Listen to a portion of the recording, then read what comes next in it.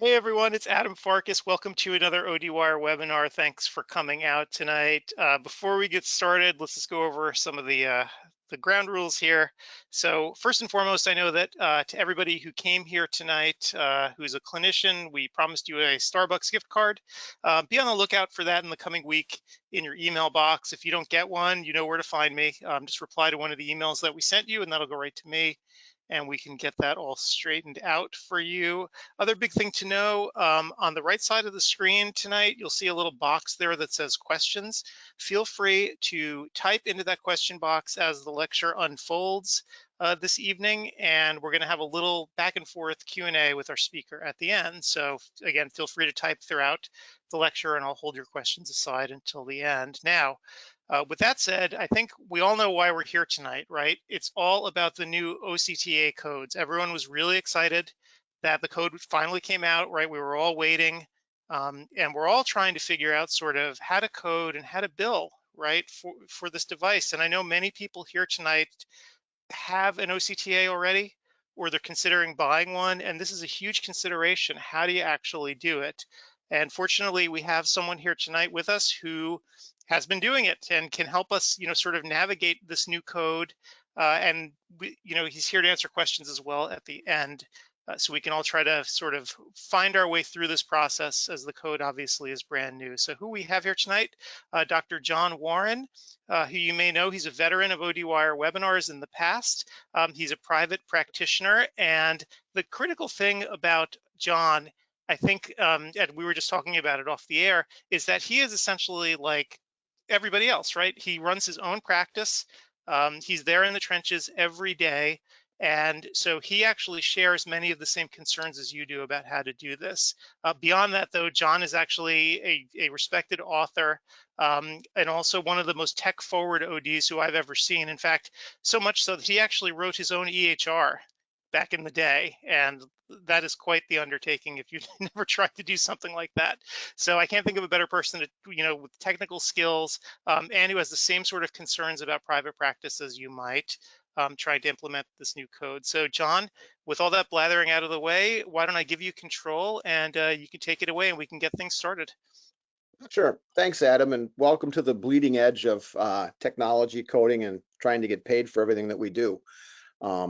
I've been using OCT-A for a little while now, and it's been a pretty big part of my practice. I've got some numbers of things that we do in the office coming up. It's not advancing, Adam. Let's see. There we go. I'm going to start kind of at the front of the eye and work towards the back. This isn't just purely OCT-A, but a little bit about the Solix also. It's a device I've had for, I think, about 1.5 years now. It replaced my Avanti OCT-A, which also had anterior segment capabilities. So I've been doing most of this for quite a bit of time. But anybody that's actually had access to OCT-A has, some kind of idea of the tremendous uses for it on the front part of the eye. Whether you're looking at the angle, the corneal morphology. I use mine quite a bit for scleral lens fittings. That's primarily how I do my lens evaluation on the eye. I look at the lens on the eye, obviously, but when I take a look at how the lens is interacting with the limbus and what my corneal clearance is, it's done 100% with the Solix, and I'll show you an image of that in a little bit. You'll see why it works so well for that. And then I also do pachymetry and epithelial measurement. The pachymetry map is wonderful for keratoconic patients and also for corneal refractive therapy or CRT patients. It's really the epithelium we're dealing with or moving after all. It's not we're not bending the cornea, we're moving the epithelium. And the corneal map allows me to understand the pachymetry in my keratoconic patients and then also what's going on with the epithelium in my CRT patients to a large degree. And I also will see things with epithelial edema on some of my more significant dry eye patients. So there's lots of applications for the device as you move through the eye. And something that's new now for the Solix, it's been out since September or October, is corneal topography, where we take the corneal B scans and then measure the radius of curvature of the front and the back surface. So you're getting pachymetry, you're getting front and back surface information on the cornea. It's great for keratoconic patients, and then also a whole host of other patients that we're going to use topography for. but it's a tremendous tool, and it really is much more useful or much more powerful than what I've had with just my Placido disc system since 1998. So, the Solix does a whole lot of different things. This is an example of the pachymetry map, where the upper is the whole pachymetry and the lower is the epithelial map for the patient.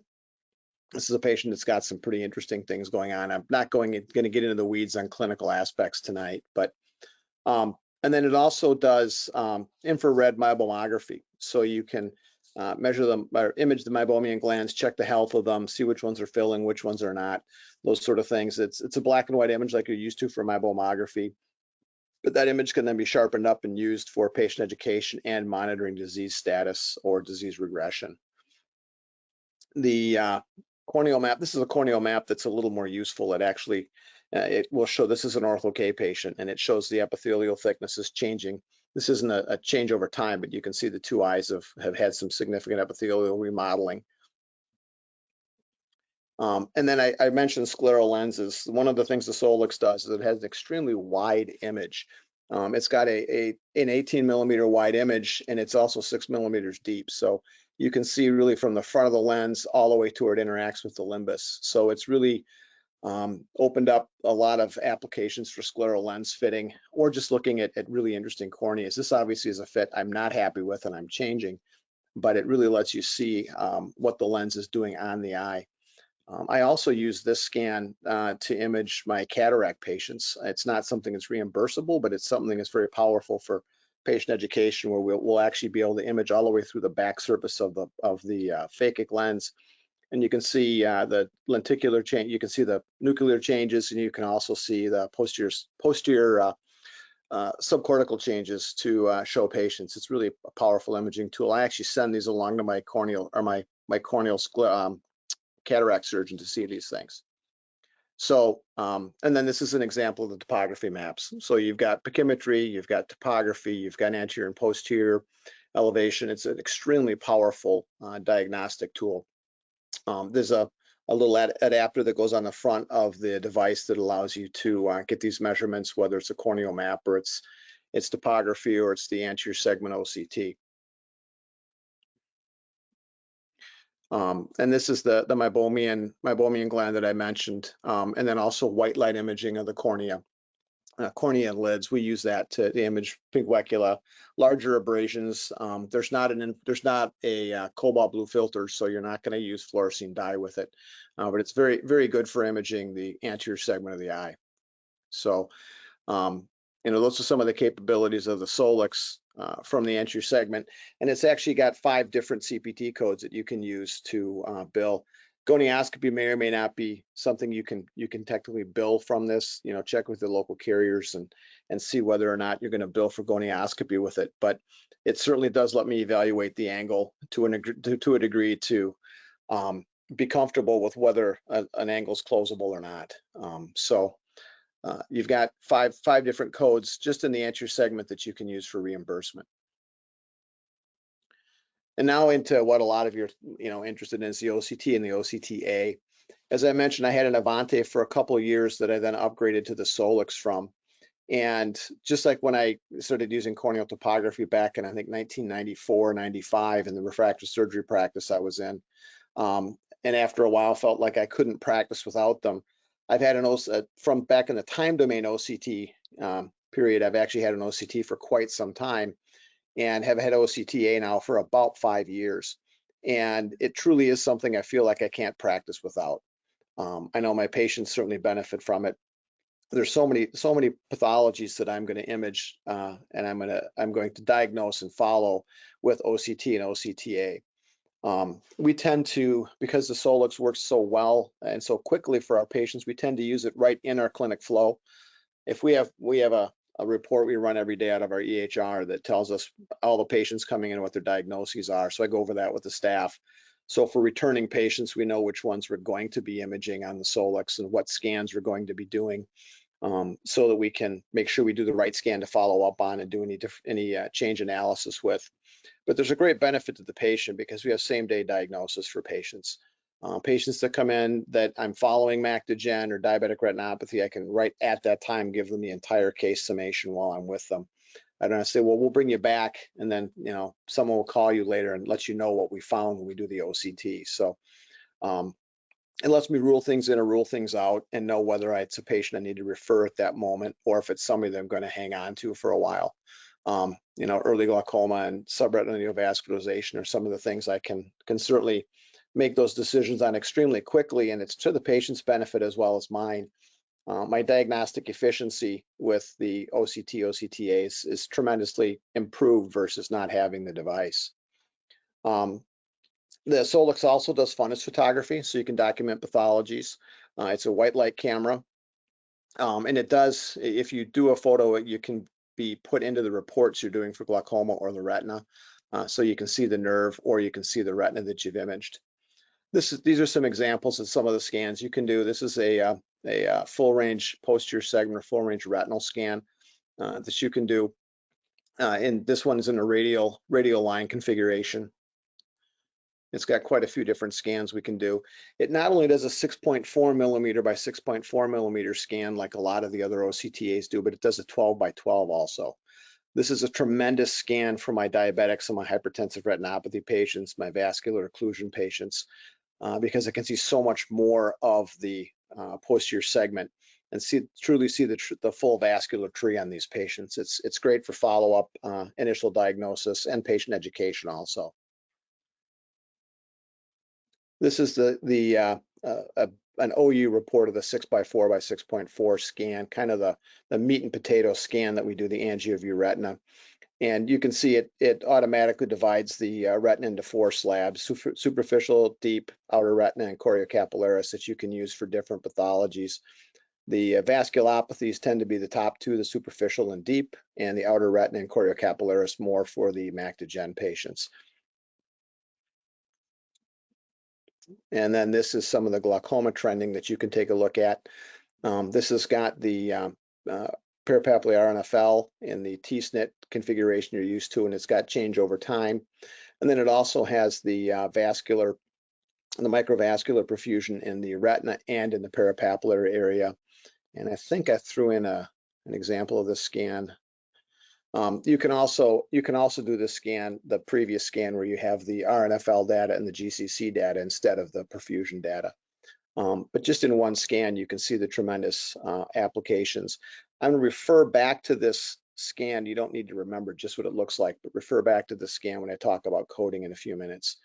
But just to give you some ideas of the capabilities, this is what I can get when we do a scan on one of my ocular hypertensive or glaucoma patients, so that I can see the RNFL, the GCC, and also the perfusion all in one view, which is very nice and quick and easy to digest clinically.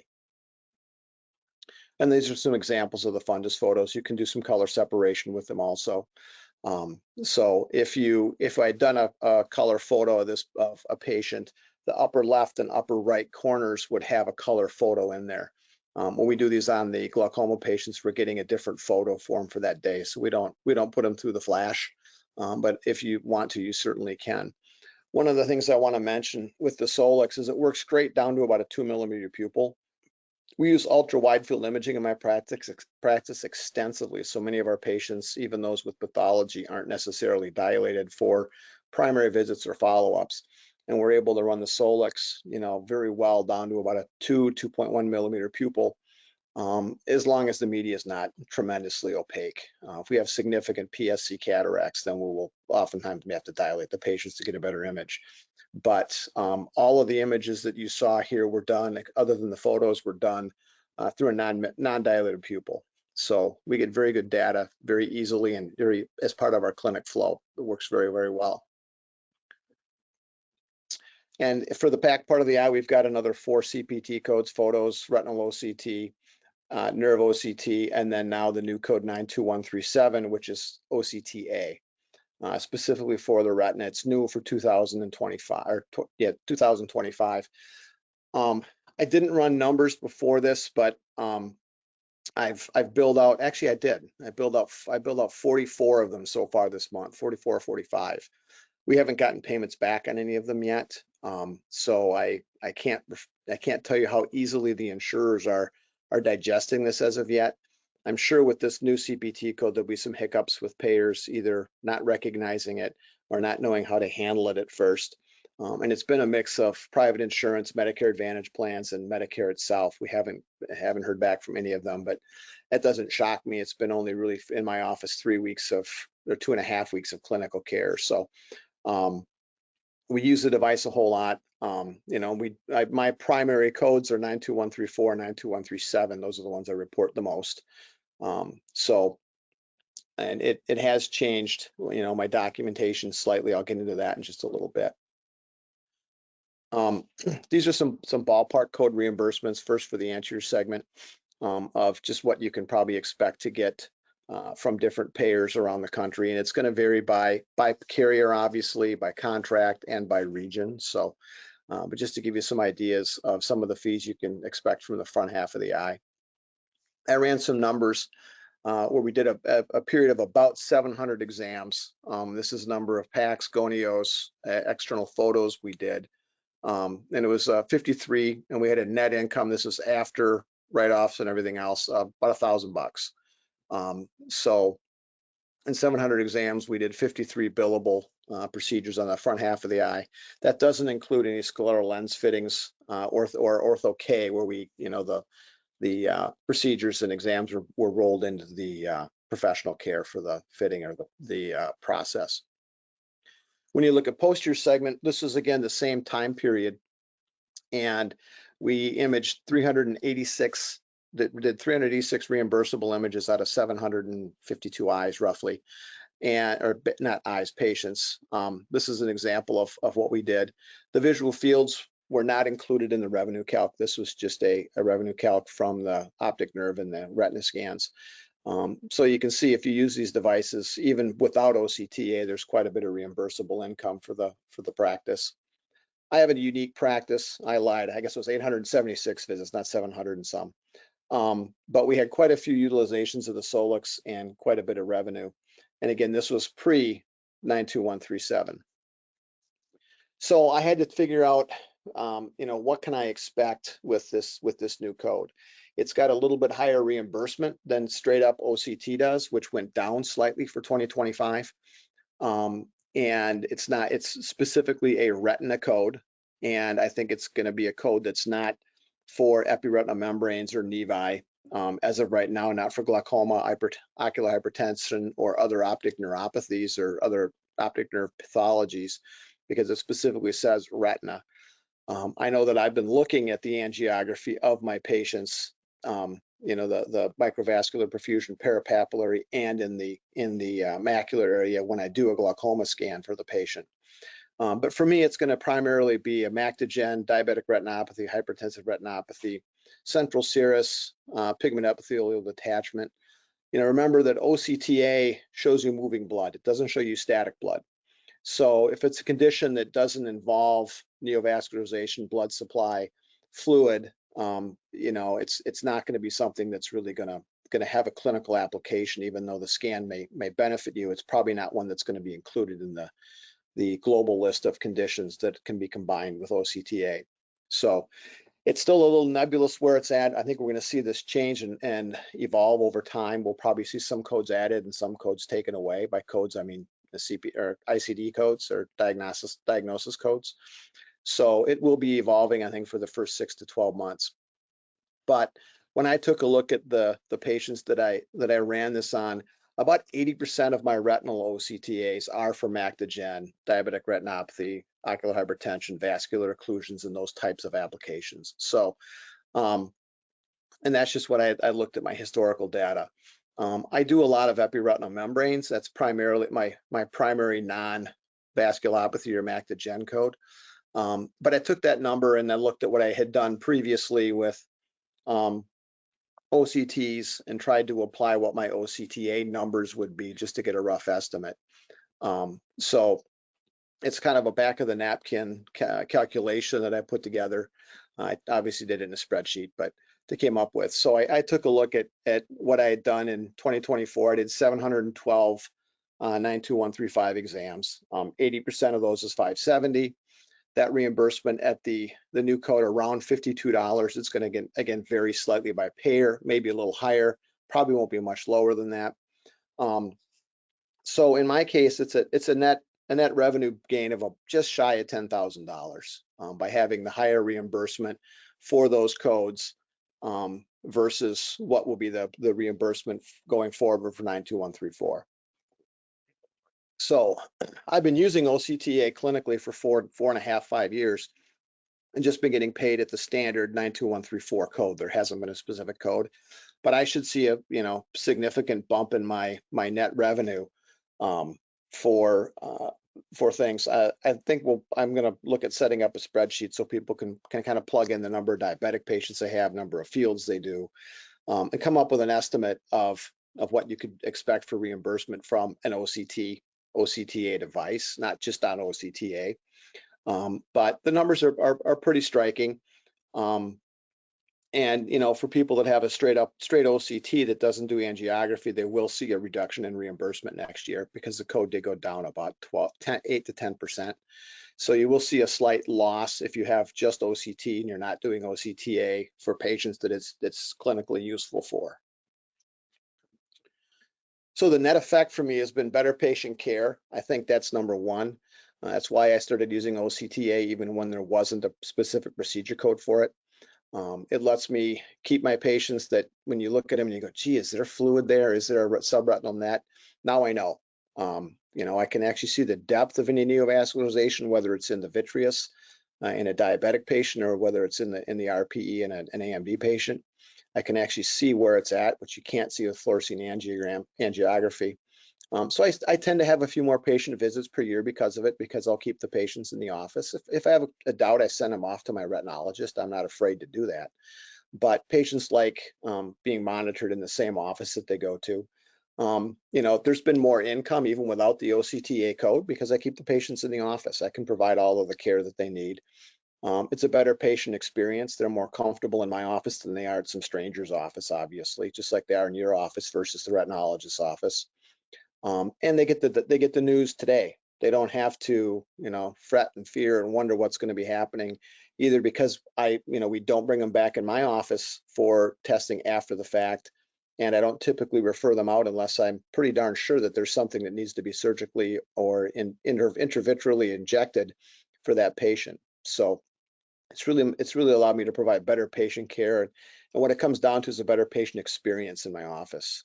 Makes patients much more confident. I'm more confident, and patients do pick up on your confidence level of, do I have a problem that needs to be escalated and taken care of, or is this something we can take care of here and today? And my staff likes operating it too. I had a Maestro before I had the AngioView, and the AngioView was easier to operate than the Maestro was, even though the Maestro is automatic, and the Solix is even easier to operate. The on-screen cues for the operator, I'm terrible at running it. When we did the training, I watched, but I don't run the device myself. If patients ask me how this thing works, I tell them that they make it happen, pointing to my staff member. And we have all of our staff members are trained to use to run the Solix and do imaging studies on patients. It's pretty easy to run. It takes some skill. We have some staff members that are better than others, and some will get help from another if there's a difficult patient to image. But the staff has really taken to it also.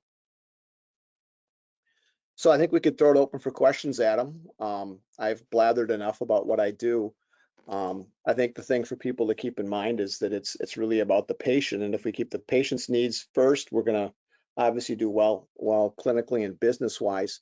But it is going to be something new for people that haven't used that 92137 code or are just starting to. Yep. And so thank you for all this, John. That was actually really good information. I have a couple questions here if you're ready, if you're Yep. game. Yep, let's go. Okay, Bring it so on. I think everybody who's here, or not everybody, but I'm sure a lot of people are, when you put up that little sheet, they were starting to do calculations in their head, right? Mm-hmm. Because I think we've been all waiting for the new code for so long. One interesting question, or I guess it's even more of a comment, since you haven't actually seen payment yet from the new code, you're submitting them. Would you recommend that people just start submitting them, and even if they start to get rejected, continue to submit using the new code in the hopes that the companies will eventually get it straightened out? Absolutely. It's been defined in CPT. It's a legal definition to the procedure. And as long as you have a device that's capable of doing OCT-A, I would be using that when it's clinically germane for the patient, when there's a win for the patient. It may delay payment for the first few months. This isn't something that's going to take forever for insurance companies to figure out. Hopefully they've had their screens all set up so that when they get this procedure code in, they know what diagnoses are allowable with it. Something I didn't get into, I thought I had it in there, is just like 92314, 92333, it has the same combination rules as a standard OCT, meaning you can't do it with photos the same day. You can't do multiple OCT, OCTA codes the same day for the patient. You can combine them with a visual field. So you could do a retinal OCT on a patient and a visual field the same day if they have mac to gen and you're following glaucoma or you're something else. So it really has the same combination rules rules guidelines as the other OCT, back of the eye OCT codes. So keep that in mind, but absolutely start using the codes. The way that payers are going to find out how to do this is by us doing it, and you'll eventually get paid. Now, I don't want it to take 5 months to get paid when it should take 7 to 20 days. But I think absolutely, if you have things ready to go. And on the interpretation report side, what I've done is, and I've always been doing this on OCT-A evals for patients where it's germane, is including a comment about, no SRNV, no flow seen in choriocapillaris, however you want to document that, or that it's stable and hasn't changed, or it's regressed after they've had an injection. So in your interpretation report, you're going to want to make sure you make reference to the angiography portion of your clinical decision making Right. when you're doing the interpretation report. But I think absolutely start, if you've got the device and you've been using it comfortably and clinically and comfortably, I would start using the code immediately. Right. And do you know if, here's a question here, have the payers created a list of the diagnostic codes that they're going to accept for using the 91237? I have not seen one as of yet, and usually payers don't show those. Those usually show up from trial and error, or coding and being told, I'm sorry, that's not a payable. I use a revenue cycle management company that does scrub my claims, so they're taking a look to make sure that these at least make sense. That I'm not putting cataract and 92137. And I've just been, I actually created another test in my EHR that is specifically OCT-A, so it automatically triggers the billing of that code so I don't screw it up. And when I'm seeing patients, I was primarily doing a test called the angioretina, which is a 6x4 by 6.4 OCT-A scan, just because it's got great resolution and I see all kinds of stuff with it.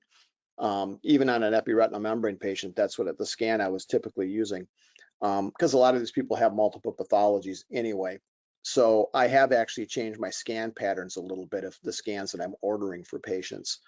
But that the way we're going to find out specifically, and I haven't seen a list released by anyone, but to me, it's the diabetic retinopathy, hypertensive retinopathy ranges of codes, and mac to gen are three that seem to be absolute no-brainers for this device.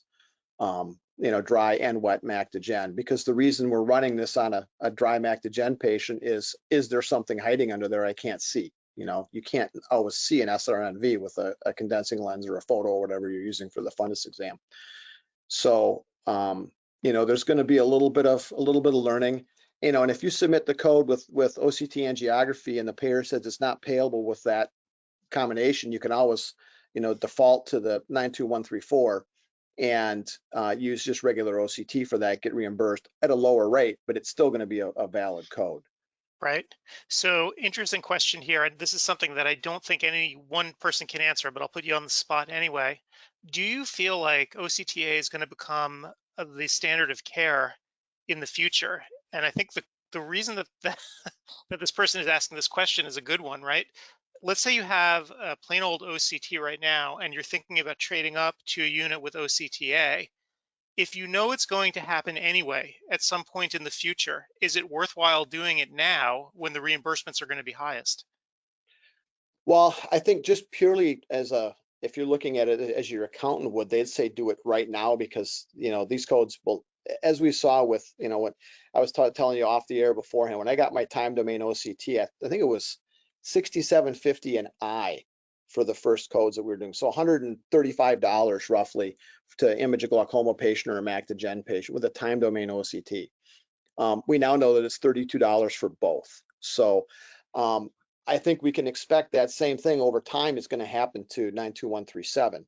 So, if you have clinical use for it, your patients are going to benefit from it.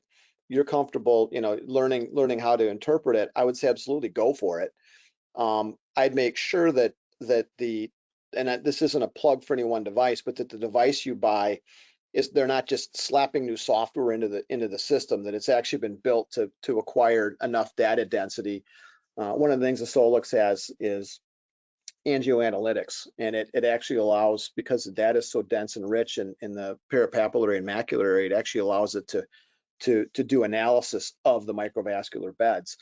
And I would make sure that if you're getting an OCT-A, that it's not just software that's slapped on top of an OCT that already exists.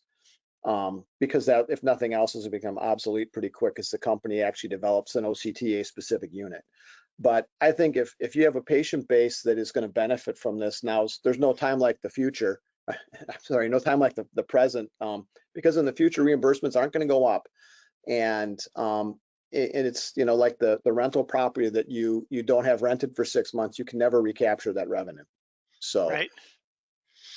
And a question here, and and again, well, interesting question. one other thing, the term standard of care, I hate that term because people, equipment manufacturers throw that around all the time, and it really is, what would a trained, experienced clinician do? Did you do what they would do?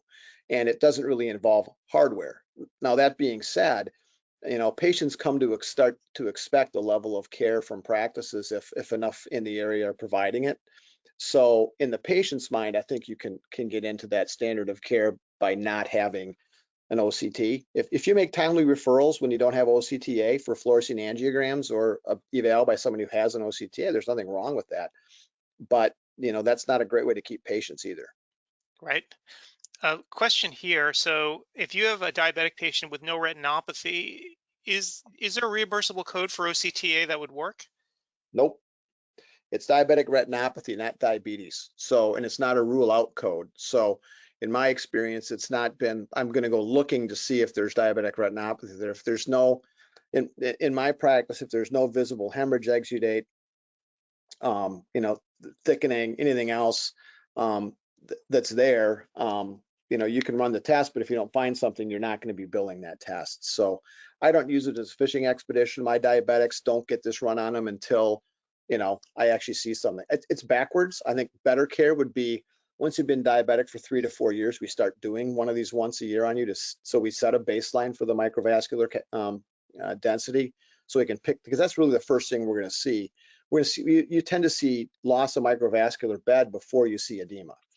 And so in my practice, I don't run the OCT-A on a diabetic who doesn't have retinopathy. Now, if they also have mac gen, I'm going to get the information, or if there's hypertensive retinopathy, if I'm seeing crossings or lots of atherosclerosis, anything else going on, then I may bill it with the hypertensive retinopathy, and go from that standpoint. Right. There was a question here actually about screening exams, and if you do them, and I guess the thinking is that because devices like the Solix are now so fast with acquisition, is it worthwhile doing at some point? You could certainly do that. We use the ocular, or the wellness exam, which does the GCC on all of our patients over age 60, or people that have funny looking optic nerves, lots of cupping, that are 35 or what it may be. But that one, we don't do any OCT-A with that. That's purely an OCT test. You could set a protocol in your office that you're going to do a specific, there's 3 different OCT retinal scans that the Solix does: a 6.4 by 6.4, a 9 by 9, and a 12 by 12. The 9 by 9 and 12 by 12 do not have angiolytics with them because of the data density and getting that approved. It's not a knock on the device. It's just a reality. And you could use one of those as your screener, I suppose, and see what you find. And then if you find something going forward, you could run the one with angiolytics on it. It's not a matter of time, but to me, it's a matter of patient experience, patient confusion, and potential payer confusion also. Right. And so a question here is FAZ change or irregular shape enough to trigger billing for OCT-A? Well, but you have to run the OCT-A to see the FAZ.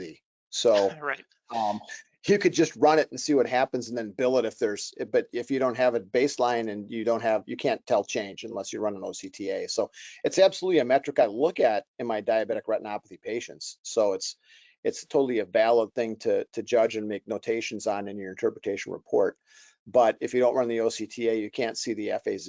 And if you're eyeballing that there's a change in the visual, not microcapillaries but capillaries, then that patient's already got retinopathy. There's going to be other things going on in the eye. Right. Okay, so let me see other questions here. You mentioned somebody asked about training. You mentioned it before that you just sort of stood back and watched and you let your staff handle it at this point. So when people trained your staff on the device, they came to the office? Yeah, and it was a better part of a day. Ours may have been a little longer because we had we had to take the data. The data from the AngioView was loaded and transferred over to the Solix. And so that took a little bit of time, but I think it's usually a half to 3/4 of a day. The techs, they're getting the unit set up, calibrated, making sure it works, all those sort of things. And then they have a tremendous training that they take the staff from creating a patient in the software to imaging, and then actual imaging, test images. We actually had some patients set up for after the staff was comfortable, patients we knew would not mind, staring at a Blue Cross for 5 or 10 minutes at a crack to actually image some patients with pathology, not just, the 24-year-old staff member who's got 7mm pupils. And the training was pretty extensive. And then there was training just for me too on evaluating the scans and those sort of things. So it can be a little daunting at first because there is a lot of clinical data for us to look at. Significantly more than just a standard OCT scan, which is a lot of data in itself. So, but the training was pretty extensive. They were in the office, not only making sure the device was calibrated and working correctly, but that the staff could operate it and that I could interpret it. So, but yeah, my staff does the OCT, but the only scans that I might do would be a scleral lens patient, because I can take that full range scan and rotate it around the clock. And so some patients I might want to see it at 45 and 135, and others just 90, 180, different things like that. But otherwise, I just, I'm happy to tell patients I'm Sergeant Schultz. Just like when they get up to the front desk, I don't know what your bill is. The staff will tell you what that is. Right. And I honestly tell them the staff's better at running it than me. They've run it on thousands of people, and I've run it on 7. So who do you want doing it? Yep. And in fact, the follow-up question here about staff was an interesting one. Did you get any resistance when they first started doing the OCT-A portion of the test, because it does take longer than a regular OCT? I write the paychecks, so resistance is futile. No, we really not. Fortunately, my staff, and I have a small staff, it's just a small 1-doctor office. They all kind of enjoy doing these things and learning, so we didn't really get any pushback. It does take a little longer to run the OCT-A than the standard OCT scans, without a doubt, because it's doing a horizontal and a vertical scan. I wouldn't say it's twice as long because it's one patient setup and one auto adjusting and those sort of things, but it probably adds about 30% to the typical exam time. So it does take a little longer, and sometimes patients will whine because they have to keep their eye open a little wider, or I'm not wider, but a little longer.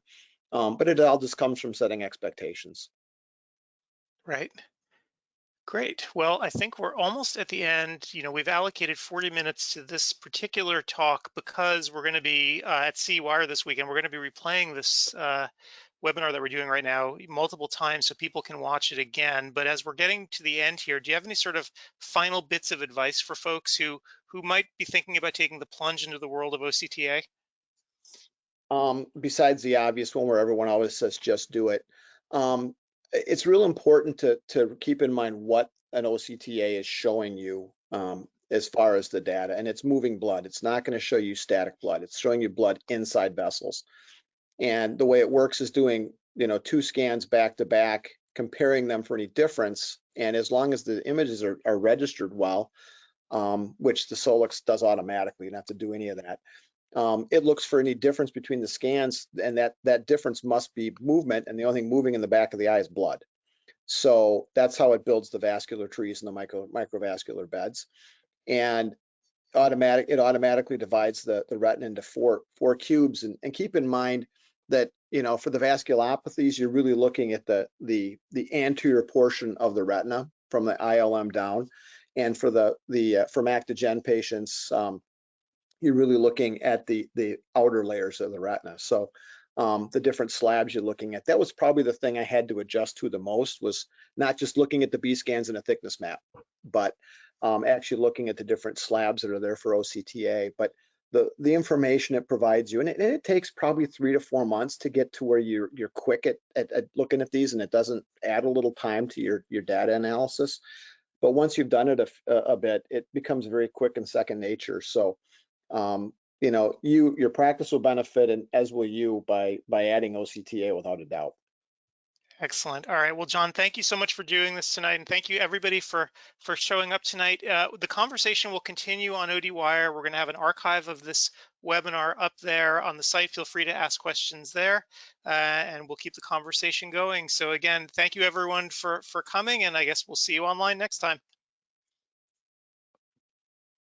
Thanks, Adam.